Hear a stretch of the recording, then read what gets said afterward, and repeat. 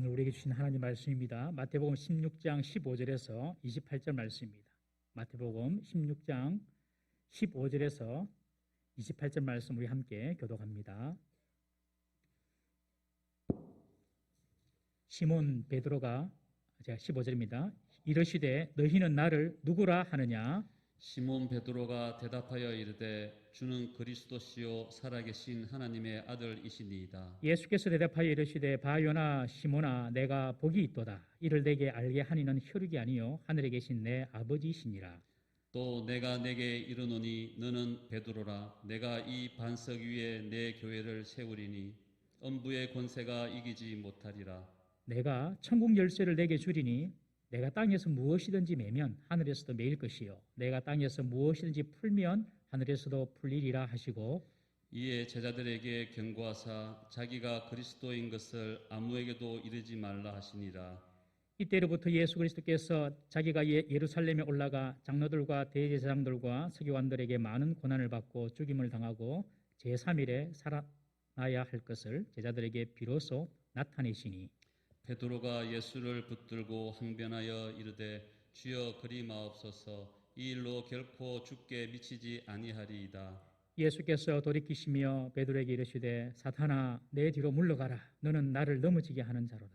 내가 하나님의 일을 생각하지 아니하고 도리어 사람의 일을 생각하는도다 하시고, 이에 예수께서 제자들에게 이르시되 누구든지 나를 따라오려거든 자기를 부인하고 자기 십자가를 지고 나를 따를 것이니라. 누구든지 제 목숨을 구원하고자 하면 잃을 것이요 누구든지 나를 위하여 제 목숨을 잃으면 찾으리라.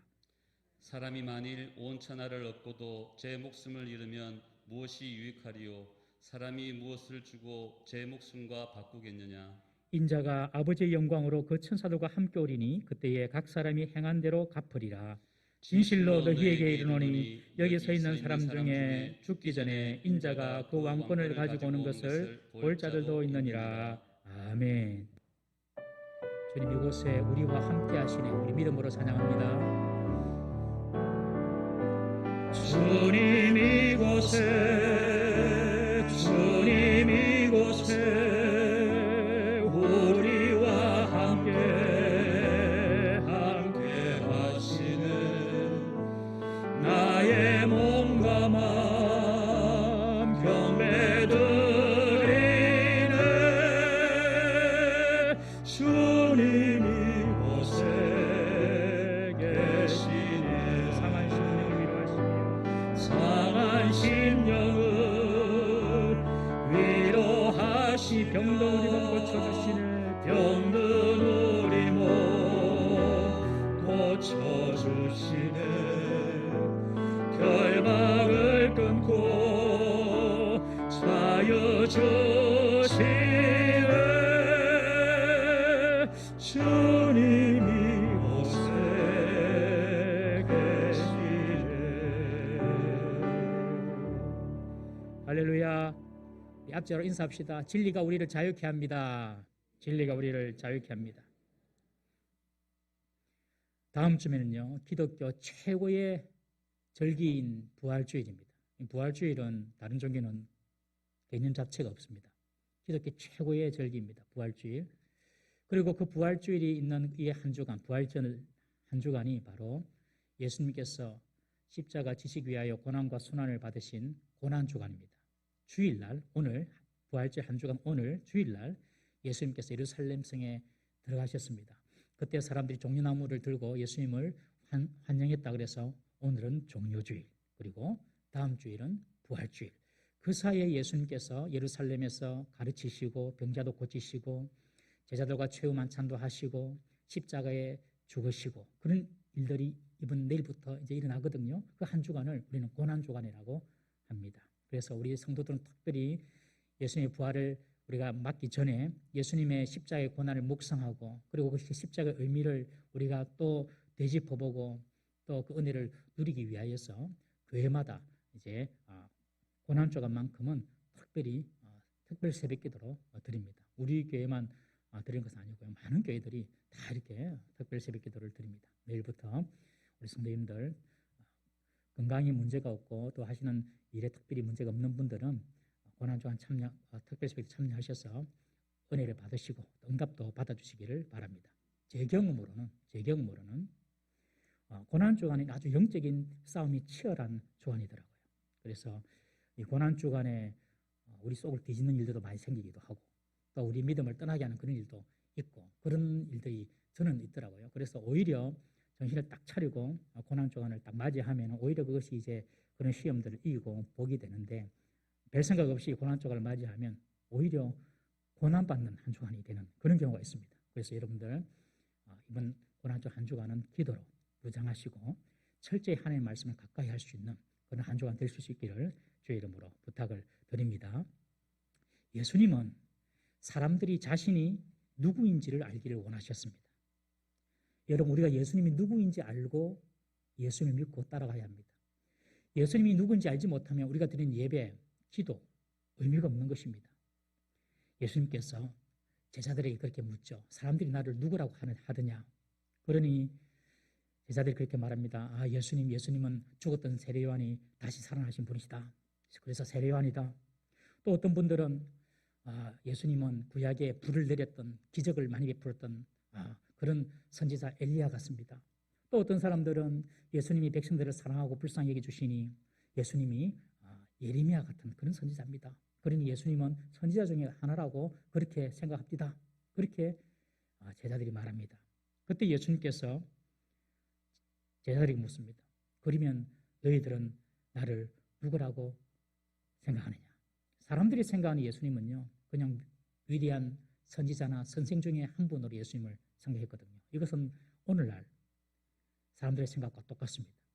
오늘날 교회 밖의 사람들은요, 예수님 하면 그냥 위대한 가르침을 그리고 교훈을 주었던 훌륭한 선생, 4대 성인 중에 공자, 석가, 소크라테스, 그리스도 예수 그렇게 말하지 않느냐? 그러니 예수님 하면은 훌륭한 선생 중에 한 분, 이 정도로 사람들이 생각합니다. 그 당시도 그렇게 생각했습니다. 그래서 예수님께서 제자들을 향해서 너희들은 나를 누구라고 생각하느냐? 그렇게 묻습니다. 여러분들은 예수님을 누구라고 생각하십니까? 예수님이 누구죠? 하나님 아들. 그때 제자 베드로가 예수님께 그렇게 말씀하십니다. 주는 그리스도시요 살아계신 하나님의 아들입니다 라고 딱 고백합니다. 주는 그리스도시요. 이 그리스도란 말은 구약의 메시아라는 단어와 똑같은 뜻입니다. 그 뜻은 구원자라는 뜻입니다. 구원자. 예수님은 우리의 죄에서 우리를 구원하실 분. 예수님은 우리의 죄와 형벌로부터 우리를 구원하실 분. 구원자라는 뜻이 메시아, 그리스도라는 뜻이거든요.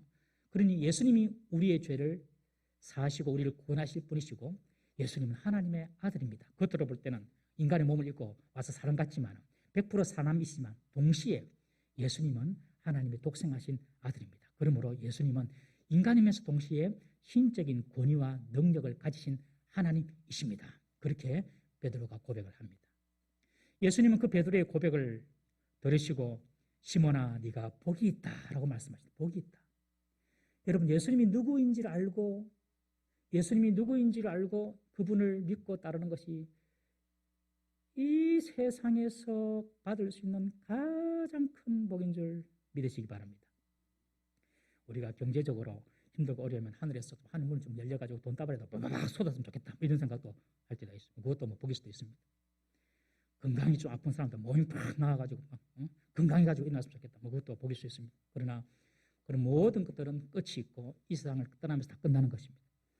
그러나 이 땅에서 도저히 피조물인 인간이 이 땅에 사는 사람이 하늘의 이야기를 알고 구원의 이야기를 알고 그리고 믿음을 가지고 이 땅을 살아간다는 것만큼 큰 복은 없는 것입니다.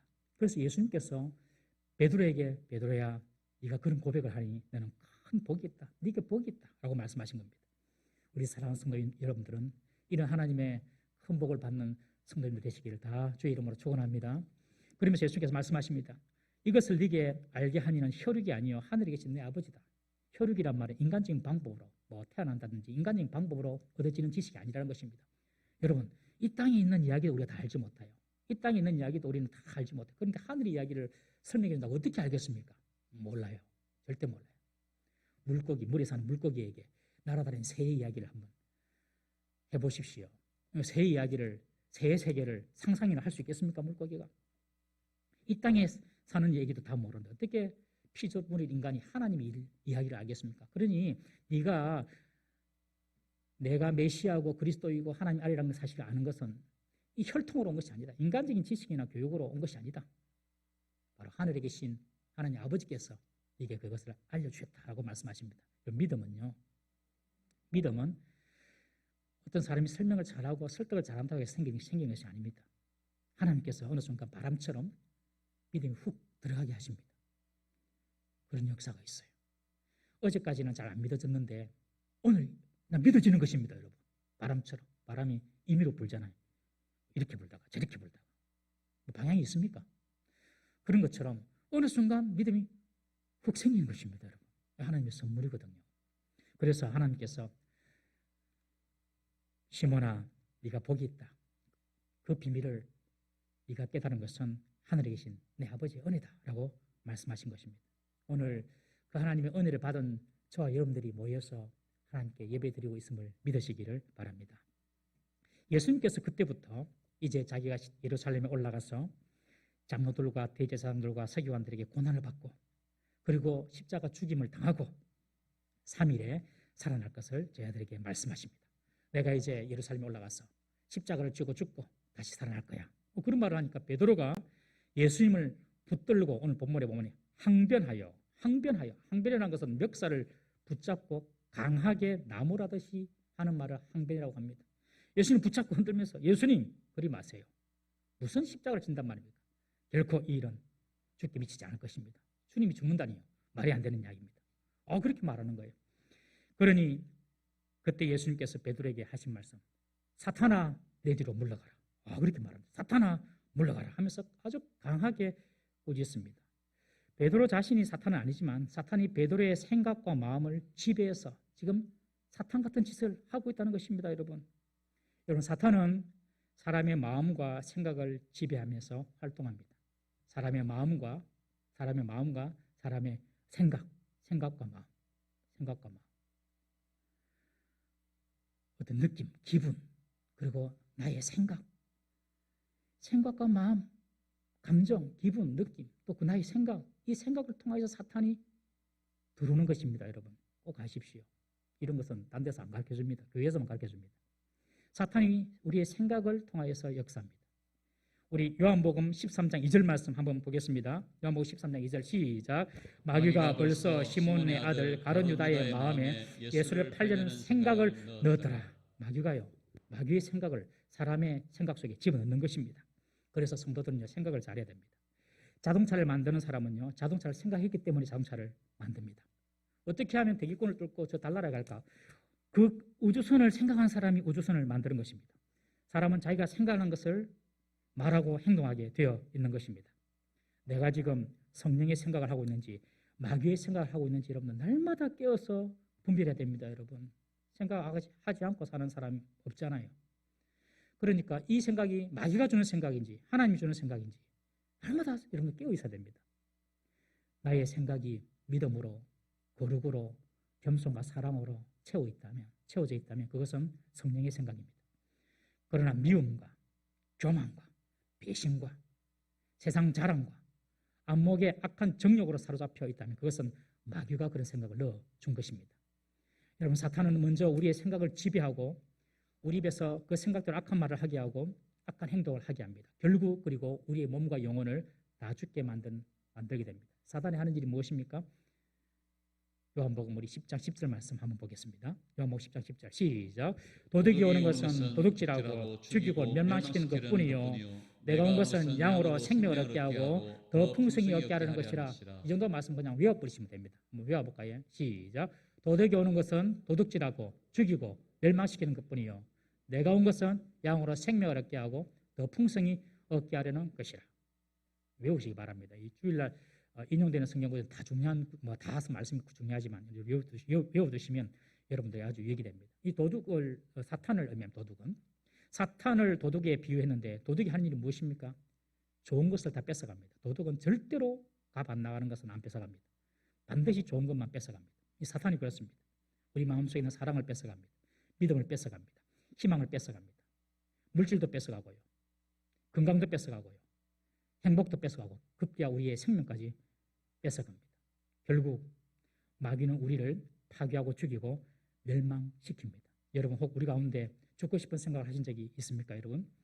그것은 우리의 마음의 희망을 도둑이 마귀가 뺏어가서 생기는 마음입니다. 우리의 삶을 허무하게 만들어버립니다. 너는 더 이상 좋아지지 않아. 너에게는 더 이상 기회가 없어. 너는 더 이상 쓸모가 없어. 너의 운은 다 했어. 이런 생각, 이런 말 전부 다 사탄이 주는 생각입니다. 여러분 주님과 함께 하면요 날마다 기회입니다. 꼭 기억하십시오. 주님과 함께 하면 날마다 찬스입니다. 찬스. 우리는 감겨서 모르죠.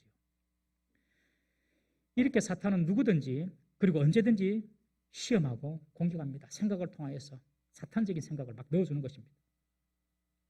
오늘 본문에 베드로를 통하여서 사탄이 예수님을 시험하는데 이 시험은 처음 하는 시험이 아닙니다. 처음 예수님께서 인류를 구원하기 위하여 40일 금식 기도를 끝낸 후부터 사탄은 세 가지 시험을 통하여 예수님을 시험하면서 예수님을 넘어지게 했습니다. 이번 여러분 고난주간도 여러분들 마음의 준비를 잘 하십시오. 영적인 한 주간입니다. 사탄이 여러분들 마음을 막 휘짓고 올 겁니다. 여러분. 별로 사탄이 관심 없는 사람은 그냥 별일 없이 지날 겁니다. 근데 사탄이 관심 있는 사람들은 공격합니다. 여러분. 성날 일도 있고요. 화날 일도 생기고요. 자꾸 좌절할 같은 마음이 들고요. 우울하고요. 그럴 수 있습니다. 이 사탄이 주는 거나 딱 준비하고 우리가 한 주간을 지내면 이길 수 있습니다. 그래서 우리는 날마다 시험에 들게 하지 마옵시고 다만 악에서 구하옵소서 이런 기도를 항상 우리가 품고 있어야 됩니다. 오늘 베드로가요 딱 사탄에게 걸렸습니다. 예수님은 이런 베드로에게 사탄아 내 뒤로 물러가라. 사탄아 라고 말합니다. 여러분 사람을 향하여서 사탄아 이야기할 수 있습니까 여러분? 사람이 사람을 그렇게 말하면 절대로 안 됩니다. 예수님도 딱 오늘 이 본문에만 베드로를 향하여 말했습니다. 아무리 악한 사람도 그리고 아무리 예수님 말씀 안 듣는 그런 당시에 아주 나쁜 사람도 예수님은 뭐라고 말했냐면 사탄아 말 안 했습니다. 뭐라고 했냐면 이 독사의 자식들아 이 정도 말하고 그리고 거짓의 자식이다 이런 표현을 썼지 사탄아 이런 말 안 했어요. 오늘 베드로에게만 예수님 처음이자 마지막으로 사람을 향하여 사탄아라고 말한 것입니다. 여러분 얼마나 지금 이 상황이 지금 엄중한 상황이면 예수님께서 그렇게 말씀하셨을까요? 왜 베드로의 말이 그렇게 잘못되었을까요? 베드로는 지금 예수님이 이 땅에 오신 목적 자체를 부인하게 하고 실패하게 하려 하기 때문에 그렇습니다. 지금 사탄은 베드로를 통해서 십자가에 달리시어서 전 인류의 죄를 대속하시려는 예수님의 사역을 실패로 돌아가게 하려고 하고 있습니다. 여러분 이것이 바로 세상의 모든 종교의 가르침입니다. 세상의 모든 종교의 가르침은 어떠합니까? 예수님이 십자가의 죽음을 거부합니다. 예수님이 십자가의 죽음을 거부하고요 인정하지 않습니다. 예수님이 십자가를 실패로 그냥 몰아갑니다. 십자가 죽었으니까 실패했지. 그렇지 않으면 이슬람처럼 이슬람 있죠. 이슬람교. 이슬람은요 예수님을 십자가에 죽지 않고 바로 하늘로 승천했다고 가르칩니다. 어떻게 선지자가 이슬람에서도 예수님을 아주 위대한 선지자로 그렇게 인정하거든요. 하나님의 아들로는 인정하지 않습니다. 위대한 선지자. 이 위대한 선지자가 십자가에 사람들에게 못 박혀 주는 이 말이 되나? 예수님은 십자가에 죽지 않고 그냥 승천했다. 그렇게 가르칩니다. 완전 십자가를 빼고 가르쳐버리는 것입니다. 모든 종교에 기독교를 제외하고 모든 종교에는 십자가가 없습니다. 그래서 사탄은 죄의 문제를 해결하지 못했기 때문에 이 십자가 자체가 죄의 문제를 해결하는 길인데 죄의 문제를 해결하지 못했기 때문에 우리 스스로 그 죄값을 책임지게 만듭니다. 그래야지 사탄은 우리 죄를 가지고 우리를 지배할 수 있기 때문에 그렇습니다. 너 이런 죄 지었잖아. 너 알잖아. 너 이런 죄 지었잖아. 그래놓고 네가 무슨 구원을 받겠어? 네가 구원받는다고 천국 간다고? 너 이런 죄가 있는데 너 그 죄 어떻게 할 거야? 그렇게 말하는 것입니다. 네가 죄를 이렇게 지어놓고 네가 목사하겠다고? 네가 무슨 목사야? 네가 무슨 장로야? 네가 부모야? 이런 식으로 사탄은 우리의 죄와 약점을 드러내면서 죄와 죄책감에 시달리게 합니다. 십자가 사건을 삭제해버리니까 죄를 용서할 길이 없기 때문에 사람은 그 죄를 자기가 지고 그 죄를 해결하기 위하여서 자기가 애를 써야 되는 거예요. 그러니 사탄이 그 죄를 가지고 우리를 지배하는 것입니다. 여러분 우리는 죄인이지만 용서받은 죄인인 줄 믿으시기 바랍니다. 이 믿음을 절대로 건드리지 마세요. 예수님은 십자가를 지지 못하게 하는 베드로를 향하여서 그래서 사탄아 물러가라 라고 말씀하십니다. 그러면서 네가 하나님의 일을 생각하지 않고 사람의 일을 생각하고 있다라고 책망하십니다. 여러분, 이 세상에 있는 모든 일은 두 가지로 분류될 수 있습니다. 하나는 하나님의 일, 또 하나는 사람의 일입니다. 하나님의 일인가 사람의 일인가? 여러분, 베드로가 생각했던 이 사람의 일이 무엇입니까? 베드로는 예수님이 이제 예루살렘에 들어가시면은 사람들이 환호를 받고 유대의 왕이 될 것이라고 생각했던 것입니다. 그 당시 로마가 이스라엘을 지배하고 있었죠. 로마의 압제에서 이스라엘을 해방시켜서 이스라엘을 자유국가가 되게 하고 예수님은 왕이 되고 자신을 포함한 다른 제자들은 예수님 옆에서 높은 관직을 하나씩 얻을 것이라고 생각을 했던 것입니다. 이것이 바로 사람의 일입니다.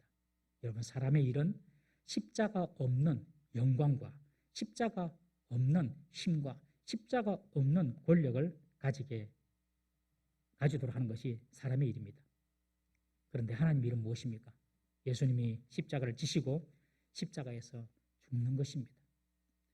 여러분, 하나님의 일은 당장에 사람이 보기에는 좋아 보이지 않습니다. 절대로 좋아 보이지 않아요.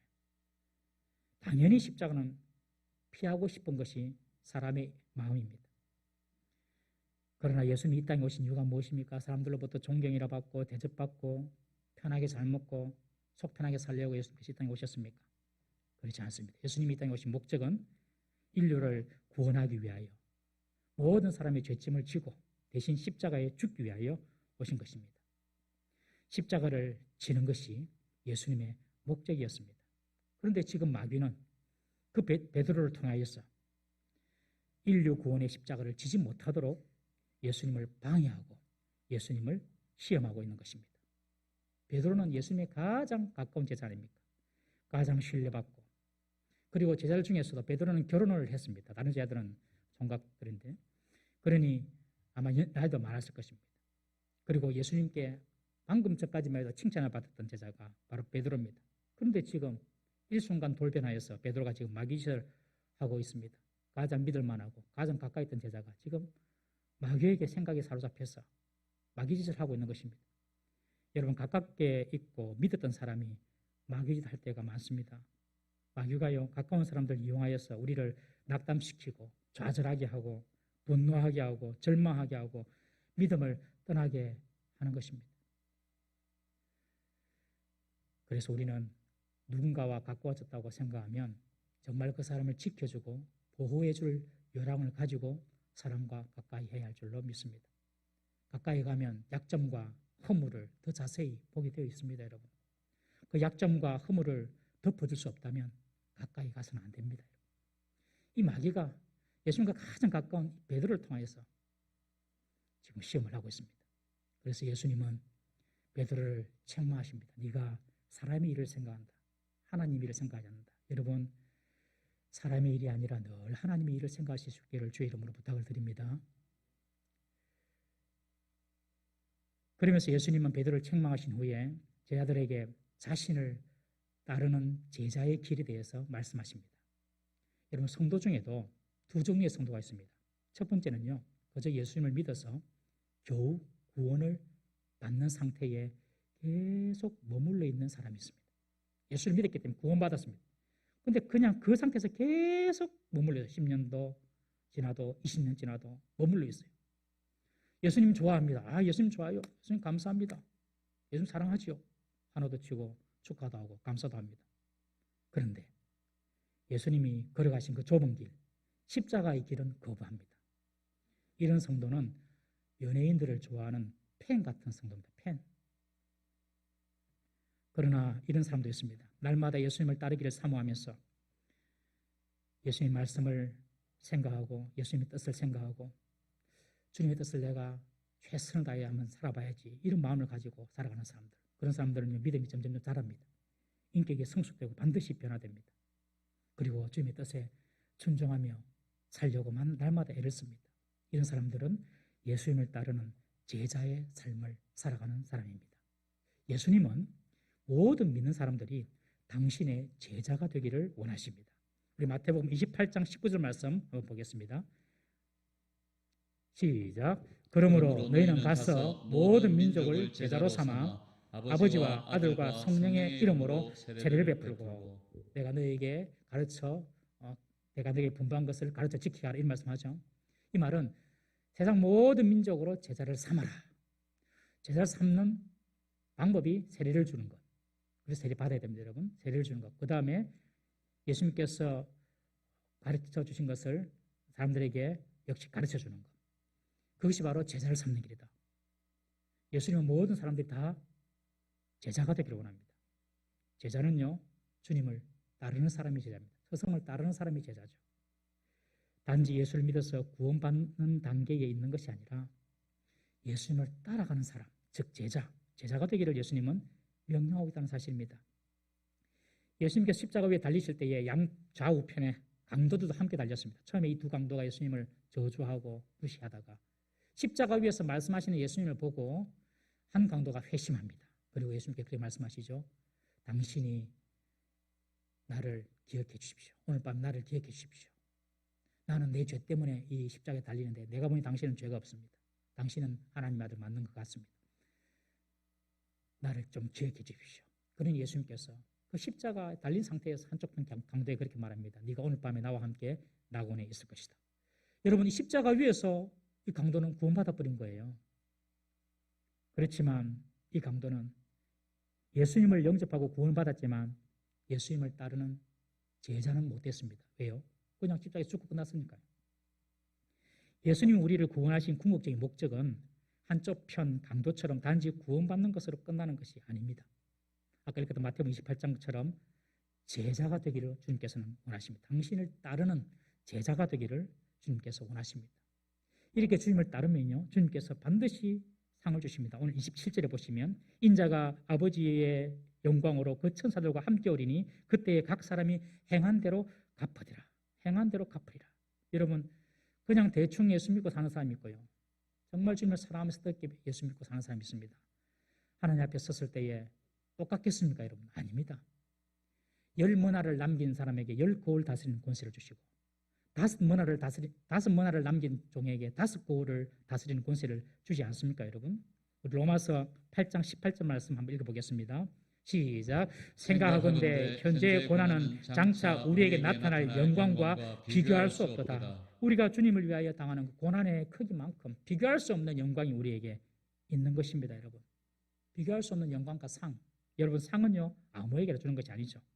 어려운 시험을 통과하고 힘든 과정을 겪고 마침내 이긴 자에게 주는 것이 상입니다, 여러분. 메달을 따기 위해서 땀을 한 바가지씩 흘리는 운동선수에게 상이 주어지는 것입니다.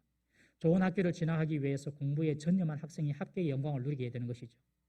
새벽마다 기도하고 간구하는 그런 성도에게 주님께서 새벽에 도우신 하나님의 역사를 경험하게 하시고, 하나님 말씀 공부가, 성경 공부가 힘들지만 시간을 내서 공부하면서 몰랐던 것을 알아가고 할 때에 믿음이 더 다져지고 깊어지는 것입니다. 우리 인생의 고난과 어려운 문제 가운데서도 세상의 방식이 아니라 하나님의 뜻 가운데 그것을 잘 통과하면 그것이 합당한 상이 되어서 우리에게 영광이 되는 것입니다. 그래서 예수님을 따르는 제자에게는 하나님께서 합당한 상을 주신다, 그렇게 말씀하시죠. 여러분, 예수님을 믿어서 구원받는 단계에 머무는 성도가 아니라 예수님께서 가신 그 길을 따라갈 수 있는 제자의 삶을 살 수 있는 우리 성도가 되기를 바랍니다. 그러면서 예수님께서 이어서 하시는 말씀이 나를 따르는 제자가 되려면 이렇게 해야 된다. 첫 번째, 두 가지 이야기합니다. 첫 번째, 자기를 부인해라. 자기를 부인해라. 여러분, 이 부인하다 말은 이 헬라의 원뜻은 완전히 관계를 끊다, 인연을 끊다라는 뜻입니다. 자기를 부인한 것은 완전히 관계를 끊어버리고 인연을 끊는 것입니다. 하나님으로부터 오지 않는 모든 것들에 대해서 의도적으로 떠나는 것입니다. 이것이 하나님께서 원하시는 것인가?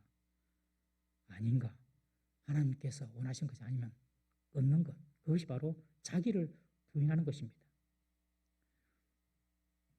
예수님을 제대로 믿으면요, 어떤 현상이 나타나냐면 세상과 인연이 자꾸자꾸 끊어지고 멀어집니다. 그것이 반드시 경험되게 되어 있습니다. 그것이 자기를 부인하는 것이죠. 그런데 어떤 사람들은 예수님을 믿는데 자기를 부인하는 삶이 아니라 오히려 자기를 실현하려고 예수님을 믿는 사람이 있습니다. 자기를 드러내고 자기를 성취하고 자기 만족을 위해서, 자기 이익을 위해서 예수님을 믿는 사람이 있습니다. 이것은 자기 부인의 삶이 아닙니다. 자기 부인은 자기의 만족이나 행복도 부인할 수 있는 것이 자기 부인입니다. 내 생각이나 내 주장도 내려놓을 수 있는 것이 자기 부인입니다. 내 의지와 내 뜻을 내려놓는 것, 그것이 바로 자기 부인입니다. 우리 요한복음 2장 18절 말씀 한번 보겠습니다. 시작. 내가 진실로 내게 이르노니 내가 젊어서는 스스로 띠띠고 원하는 것으로 다녔거니와 늙어서는 내 팔을 벌리니 남이 내게 띠띠우고 원하지 아니하는 곳으로 데려가리라. 이것은 예수님께서 베드로가 어떤 죽음을 맞을지를 예언하신 내용입니다. 베드로야, 네가 나중에는 남들이 네한테 와서 띠를 네 몸에 묶고 네가 원하지 않는 곳으로 너를 끌고 갈 거야. 베드로가 원하지 않는 곳으로 끌고 간다는 겁니다. 여러분, 내가 원하지 않는 것이지만 주님이 원하신다면 가는 것이, 그것이 자기 부인입니다. 내가 원하지 않지만 주님께서 원하는 것을 하는 것, 그것이 바로 자기 부인입니다. 여러분. 자기 부인하지 않고는 주님을 따를 수가 없습니다.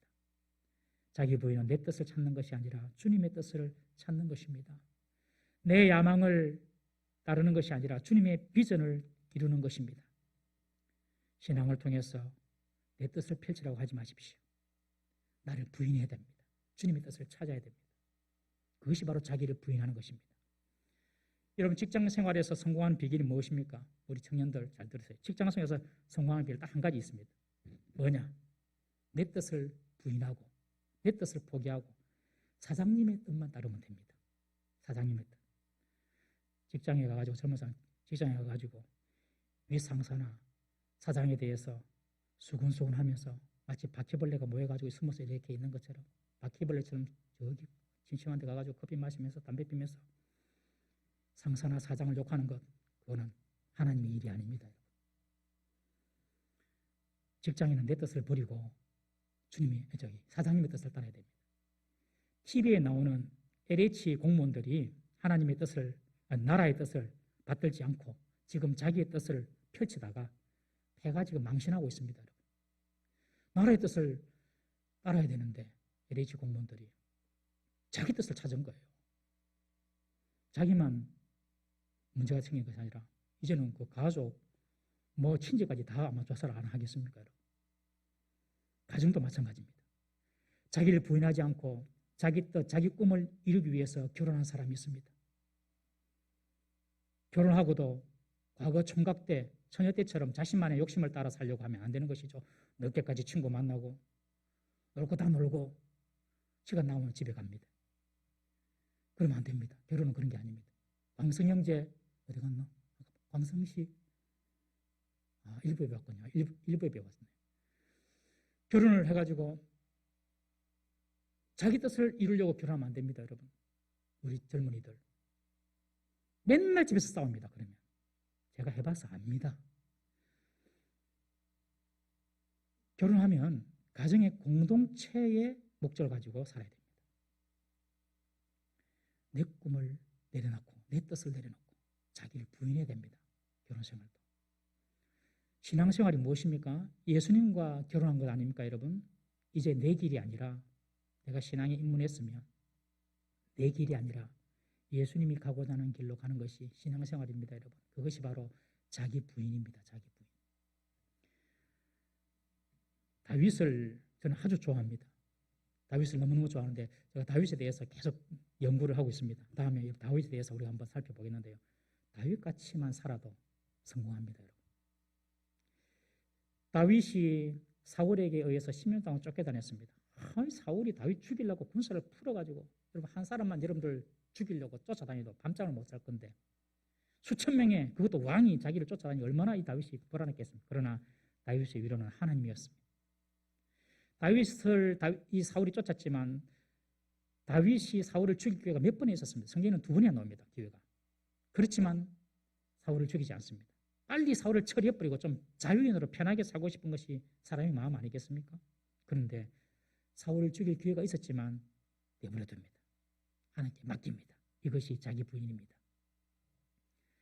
또 한 번은 나발이라는 사람이 있는데 그들이 양을 보호해 주었다가 그에게서 양식을 좀 다윗이 요청을 했는데 이 나발이라는 사람이 다윗을 무시하고 모독하자 다윗이 화가 나서 군사를 이끌고 나발을 죽이고 할 때에 나발의 아내 아비가일이 다윗에게 말합니다. 아니, 당신은 이스라엘 왕이 될 사람인데 저는 미천한 사람을 하나 죽여가지고 뭐가 되겠습니까? 다윗은 그 말을 듣고 자기 분을 가라앉고 돌아갑니다. 이것이 바로 자기 부인입니다. 자기 부인의 완전한 본을 예수님께서 보여주셨습니다. 십자가를 앞두고 겟세마네 동산에서 기도하실 때 우리가 내일 살펴보겠지만 예수님께서 그렇게 기도합니다. 아버지여 내 잔을 옮겨 주옵소서. 그러나 내 뜻대로 마시고 아버지의 뜻대로 하옵소서. 내 뜻대로 마시고 아버지의 뜻대로 하옵소서. 이것이 자기 부인의 모습입니다. 여러분, 내 뜻을 다 내려놓는 것, 그것이 자기 부인입니다.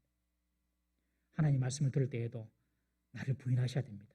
내 뜻과 내 생각을 다 내려놓고 들으셔야 됩니다. 그래야지 하나님이 말씀이 내게 주시는 그 풍성한 은혜와 축복의 약속을 우리가 들을 수가 있는 것입니다.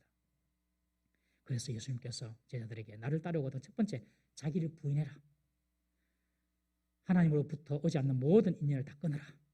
자기를 부인해라. 두 번째 예수님을 따르는 제자의 길은 그 다음에 자기를 부인하고 자기 십자가를 지고 나를 따르라 라고 말합니다. 자기 십자가를 지고 먼저 십자가에 대해서 한번 생각해 보겠습니다.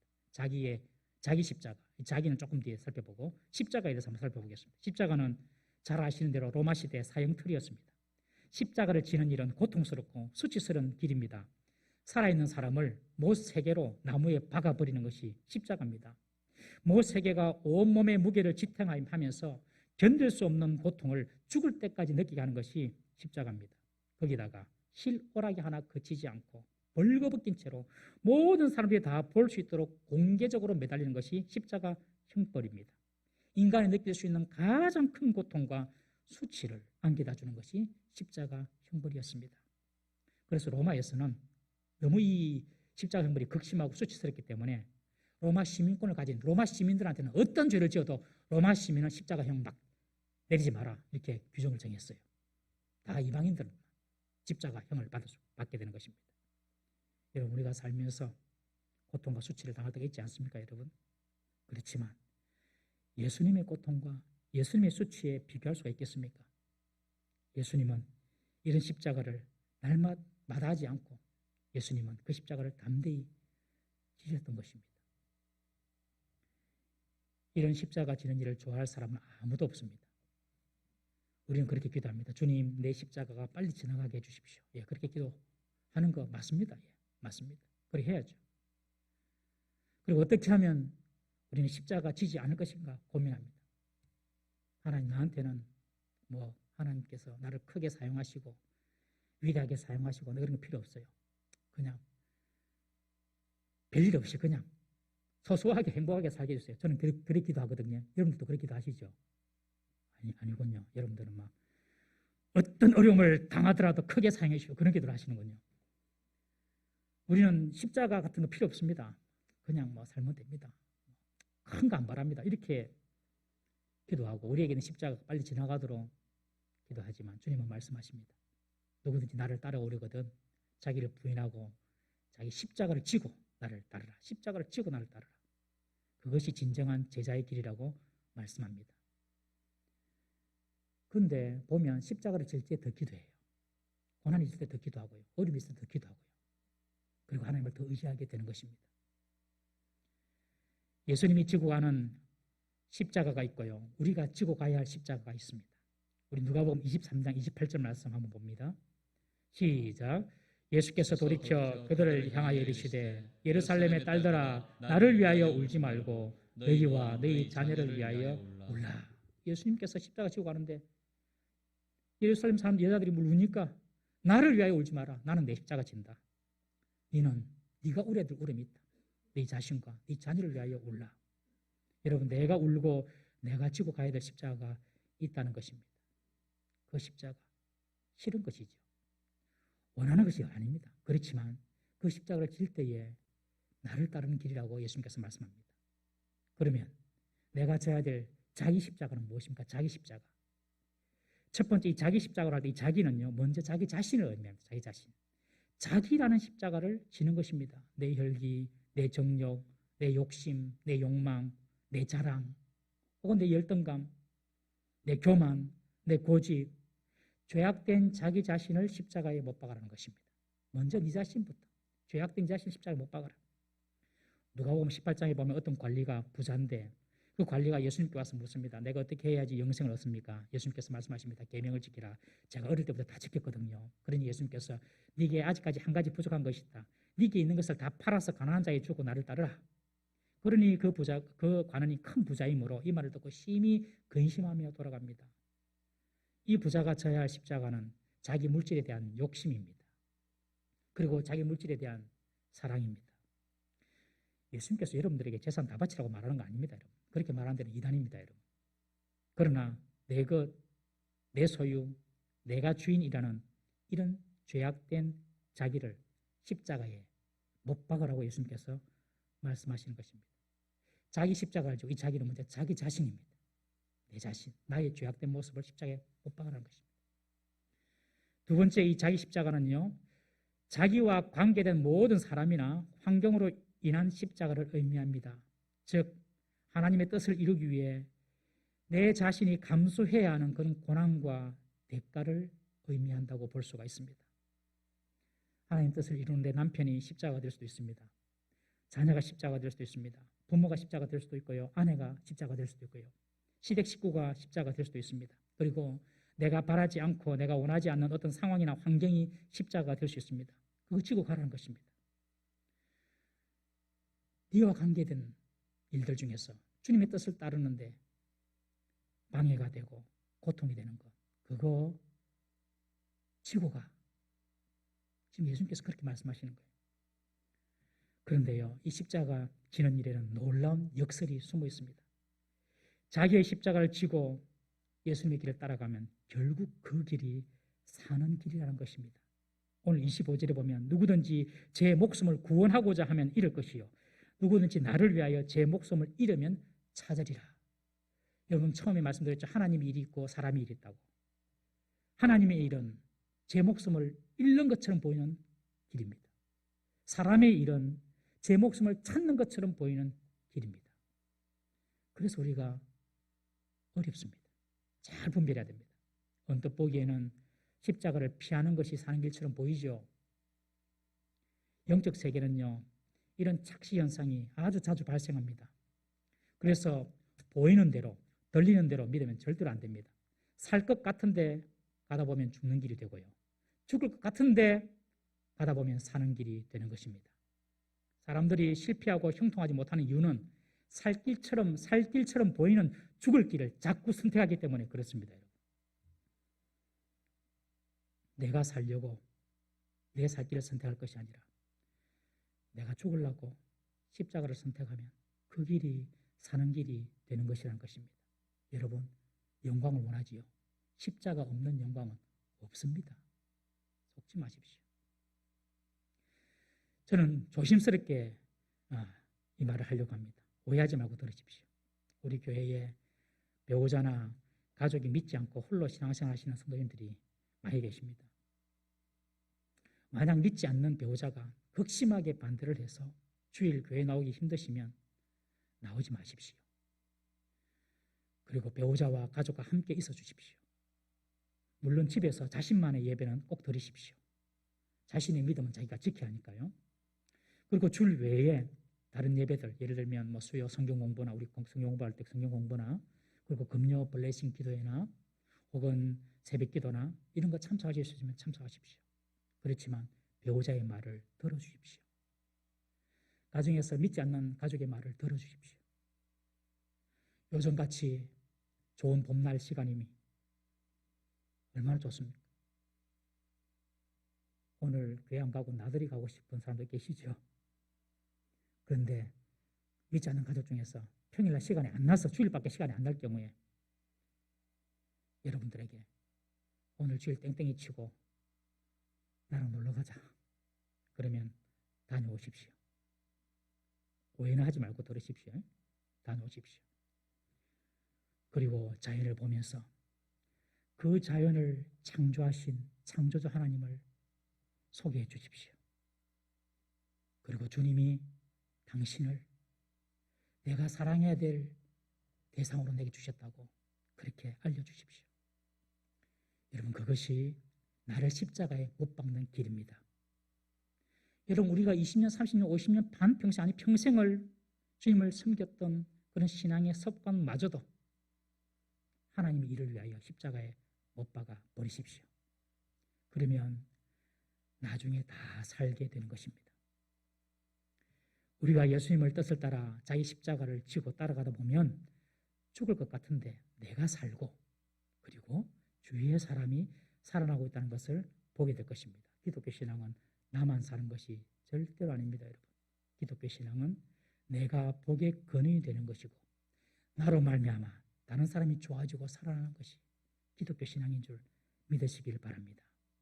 십자가를 지지 않는 것은 사람의 일이고 사는 것처럼 보이는 일입니다. 그런데 십자가를 지는 것은, 자기 십자가를 지는 것은 죽는 것처럼 보이고 안 되는 길처럼 보이지만 그 길이 사는 길입니다. 내가 십자가를 지고 가는 것이 어떤 길인지 바울은 아주 일목요연하게 성경의 한 구절로 설명하고 있습니다. 우리 갈라디아서 2장 27 말씀 한번 보겠습니다. 시작. 내가 그리스도와 함께 십자가에 못 박혔나니 그런즉 이제는 내가 사는 것이 아니요 오직 내 안에 그리스도께서 사는 것이라. 이제 내가 육체 가운데 사는 것은 나를 사랑하사 나를 위하여 자기 자신을 버리신 하나님의 아들을 믿는 믿음 안에서 사는 것이라. 이 말씀도 한번 외우시면 좋겠어요. 내가 그리스도와 함께 십자가에 못 박혔나니 그런즉 이제는 내가 사는 것이 아니다. 자기 십자가를 지고 지금 간단 말이죠. 나를 십자가 못 박았다는 거예요. 내가 사는 것은 오직 내 안에 그리스도께서 사시는 것이라. 주님의 뜻대로 내가 살겠다는 것입니다. 내 뜻대로 놓겠다는 뜻입니다. 이제 내가 육체 가운데 사는 것은 나를 사랑하사 나를 위하여 자기 자신을 버리신 하나님 아들을 믿는 믿음 안에서 사는 것이라. 나도 예수님께처럼 나를 부인하고 내 십자가를 지고 주님을 따르겠다라는 바울의 고백입니다. 십자가를 지는 것, 나는 죽고 주가 사는 길입니다. 그것이 하나님의 일입니다, 여러분. 사람의 일은 살 길을 찾게 합니다. 하나님의 일은 내가 죽는 길을 찾게 합니다. 그런데 여기에 놀라운 반전이 있는 것입니다. 십자가의 길이 사는 길이고 십자가를 피하는 길이 죽는 길이 되는 것입니다. 여러분, 주님께서 여러분에게 여러분의 십자가를 보여주면서 네가 그 십자가를 질 수 있겠니? 라고 말씀하신다면 여러분들은 뭐라고 말씀하시겠습니까? 십자가를 질 수 있나 주가 물어보실 때 죽기까지 따르리. 성도 대답하였다.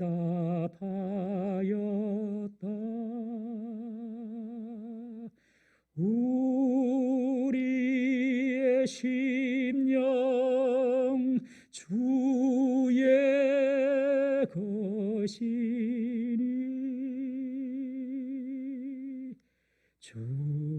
주님의 형상 만드소서.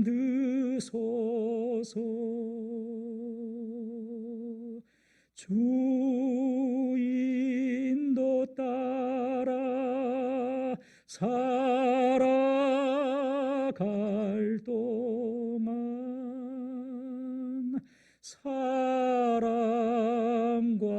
충성 늘 바치오리다.